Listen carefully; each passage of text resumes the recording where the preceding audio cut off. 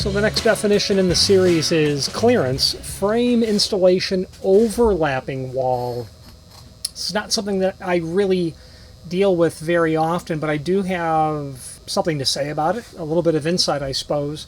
So let's switch to the screen view, because overlapping wall, what they're defining is not what comes to my mind when I think overlapping wall. What I think about when I look at this is the amount that a frame may overlap the wall in this sort of dimension when you're encapsulating the end of a wall like you would with a knockdown drywall frame. This is something different. This is actually how much room you have here, the distance between the inside throat opening of the frame and the actual wall thickness. So let's switch to the screen view and let's take a closer look at this. If you are enjoying this video, please click thumbs up or like, and also please consider subscribing to our channel. Let's move on to the rest of the video. Okay, so here's the next definition. We're about 25% of our way through the glossary. So, frame installation overlapping wall. The distance between the frame return or back bend to accommodate irregularities in the thickness in the wall when the frame is capping the wall.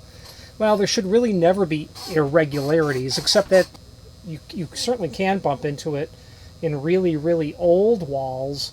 And in fact, if you're working in construction that's 100+ years old, stucco, plaster and lath type walls, yeah, you'll actually measure a thicker dimension at the bottom than you will at the top. I installed some frames for a client many years ago on the southeast side of Chicago.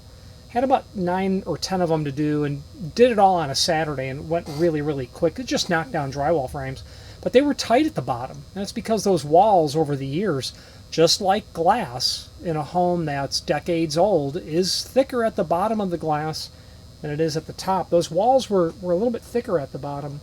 So the bottom line is, let's start with defining some terms. Frame return or back bend. Frame return, the return or the back bend. So first of all, you have a frame. That's the return. That's going to be typical that you're going to see in masonry type frames. Masonry style frames is what that is.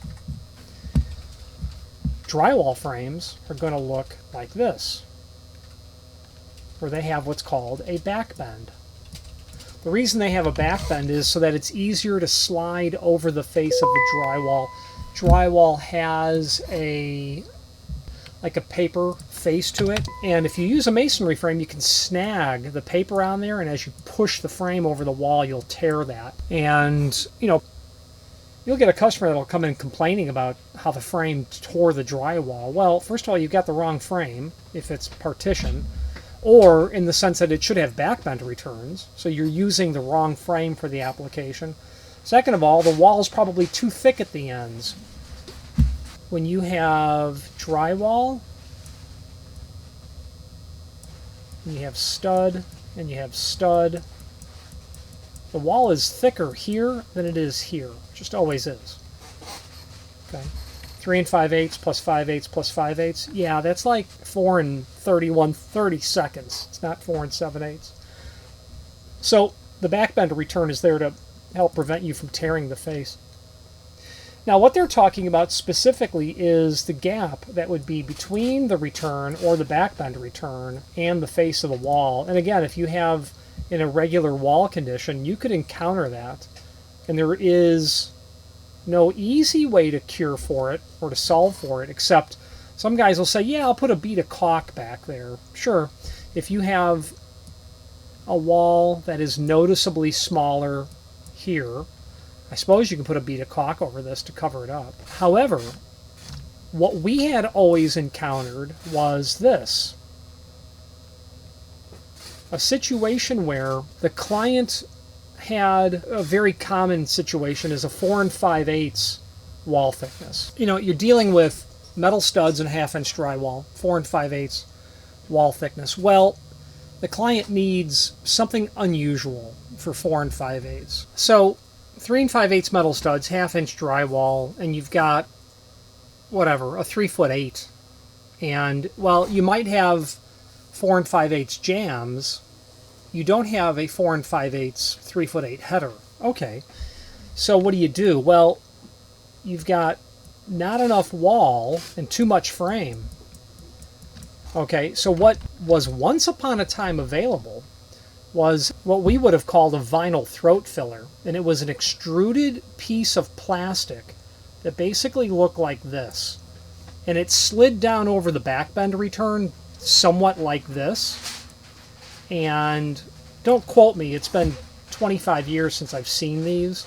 But Kawani used to offer them, and it was for this exact reason. It would take 1/8 on each side and reduce it. So you could get from 4 7/8 to 4 5/8 by sliding these down.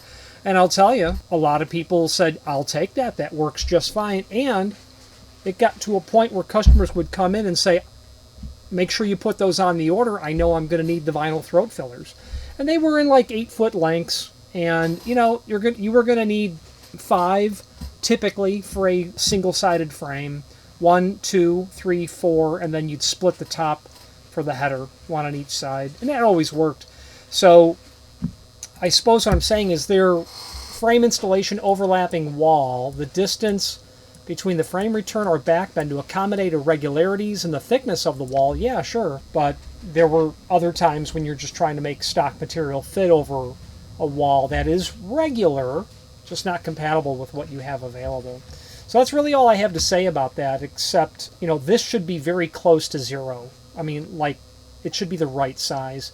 If not, if you've got drywall frames and you run a screw through here, that's going to move on you. And plus, if it's a fire-rated installation, that's not going to work. You've got to have a minimum penetration into the back of the frame of 1/2 inch, but there can be no void here, so be mindful of that.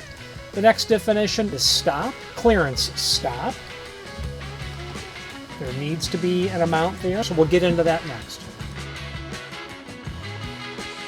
Thank you for watching, and if you've enjoyed this video, please click thumbs up, please subscribe, and maybe even send the video to someone that you know. Thank you.